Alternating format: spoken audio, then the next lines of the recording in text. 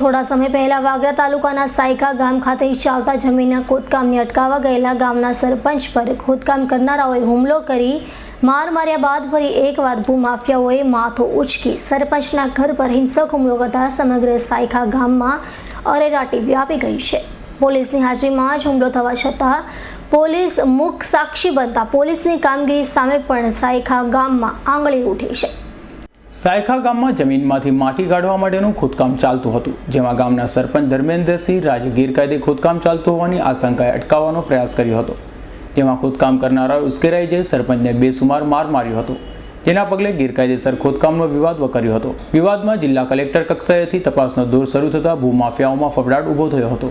ત્યારે આજરોજ ભૂમાફિયાઓએ ફરી માથું ઉચક્યું હતું, જેમાં સારણ ગામના લાલુ મહેબૂબ રાજ, ઇમરાન મહેબૂબ રાજ અને અખ્તર મહેબૂબ રાજ સહિત અન્યોએ બે ગાડીમાં સરપંચ ધર્મેન્દ્રસિંહના ઘરે ધસી ગયા હતા અને ત્રિકમના હાથા વડે ધર્મેન્દ્રસિંહને માર માર્યો હતો।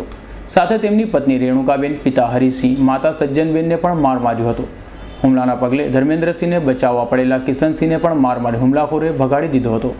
ત્યારે આ બનાવની ઘટના બની ત્યારે લગભગ 10:30 હું અહીંયા ઘરે હતો અને મમ્મીનો ફોન આવ્યો કે આવી રીતના 40-50 જણનું ટોળું ઘરમાં આવીને ઘૂસી ગયું છે અને અમારા જે સરપંચ છે મોટાભાઈ એમણે આવીને આવી રીતે ટીકમના હાથા લઈને લાલુ મહેબૂબ રાજ, ઇમરાન મહેબૂબ રાજ અને અખ્તર મહેબૂબ રાજ સારણ ગામના વતનીઓ છે અને એમની સાથે બીજા ગુંડા તત્વોને લઈને 20-25 જણાનું ટોળું આવેલું અને આ રીતે ટીકમના હાથા લઈને ઘરમાં ઘૂસી ગયું। શું કરવા મગજમારી કરી?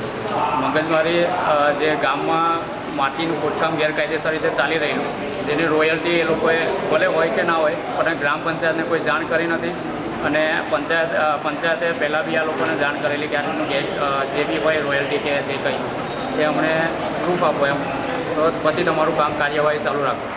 તો એ લોકોએ ઘરે બોલાવીને પહેલાં ધમકી આપેલી ગઈ અગાઉ વખતે પણ કે જો આ રીતનું કંઈક તમે આની અંદર ભાગ ભજવશો તો જાનથી મારી નાખવાની ધમકી આપેલી એ લોકોએ પહેલાં। ત્યારે બી સિવિલમાં લાવેલા એટલે આગામી રીસરોધો રાખીને ફરી આજે બી માર મારેલા। ભૂમાફિયાઓના આતંકને પગલે સાયખા ગામમાં દોડધામ મચી ગઈ હતી। ગ્રામજનોમાં દહેશતનું વાતાવરણ ઊભું થયું હતું। તો હુમલાના સમયે ત્યાં પોલીસ પણ હાજર હતી, જોકે પોલીસ મુખ્ય સાક્ષી બની રહેતા પોલીસ સામે પણ ગ્રામજનોમાં આક્રોશ ઊભો થયો હતો। હુમલામાં સરપંચ ધર્મેન્દ્રસિંહના હાથમાં અને શરીરના અન્ય ભાગે ઈજાઓ થતાં તેમને હોસ્પિટલે ખસેડાયા હતા। જ્યારે બનાવ અંગે વાગરા પોલીસને જાણ કરાતા પોલીસે કાયદેસરની કાર્યવાહી હાથ ધરી હતી। અવી સૈયદનો રિપોર્ટ S9 ન્યૂઝ ભરૂચ।